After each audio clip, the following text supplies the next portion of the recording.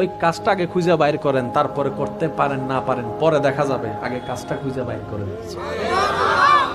সত্যি করে একটা কথা বলবেন, আল্লাহ পাক যে কত দয়াবান, আল্লাহ যে আমাদের প্রতি কত দয়াবান, আমি আপনাদেরকে যদি একটু বিরক্ত না হন আর কি বলবো বলবো যতগুলা মানুষ আপনারা এখানে আছেন, আমি প্রশ্ন করব, আপনারা উত্তর দিবেন। জীবনে কোনোদিন কাউকে জিজ্ঞেস করেছেন বড় হয়ে কি হতে চাও? কোন আল্লাহর বান্দা আপনাকে বলছে আমি বড় হয়ে রিকশাওয়ালা হতে চাই, আমি বড় হয়ে মুসি হতে চাই? কিন্তু আপনার সমাজে তো জুতা সিলার জন্য মুসি দরকার আছে, আছে, আছে।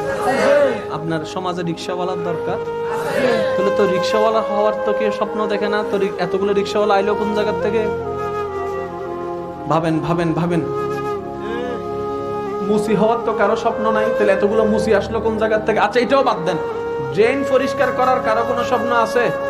আমি বড় হয়ে ড্রেন পরিষ্কার করতে চাই। এখন আমাদের জন্য তো ড্রেন পরিষ্কার করার জন্য কিছু আল্লাহর বান্দার দরকার। আল্লাহ এত দয়াবান আমাদের সকলের প্রতি, আমি ধর্মের কথা বলছি না, মুসলমানের কথা বলছি না, আল্লাহ আমাদের প্রতি এত দয়াবান, বান্দার জুতা সিলানোর জন্য মুসির দরকার, বান্দার চুল কাটার জন্য নাপিতের দরকার, বান্দার কাজের জন্য রিকশাওয়ালা দরকার, বান্দার ট্রেন পরিষ্কার করার জন্য কিছু মানুষের দরকার। এগুলো মানুষ পাবে কোথায়? আল্লাহ বান্দার সুবিধার্থে কিছু কিছু মানুষের অন্তরে এই সমস্ত কাজের প্রতি ভালোবাসা সৃষ্টি করে দিয়েছে।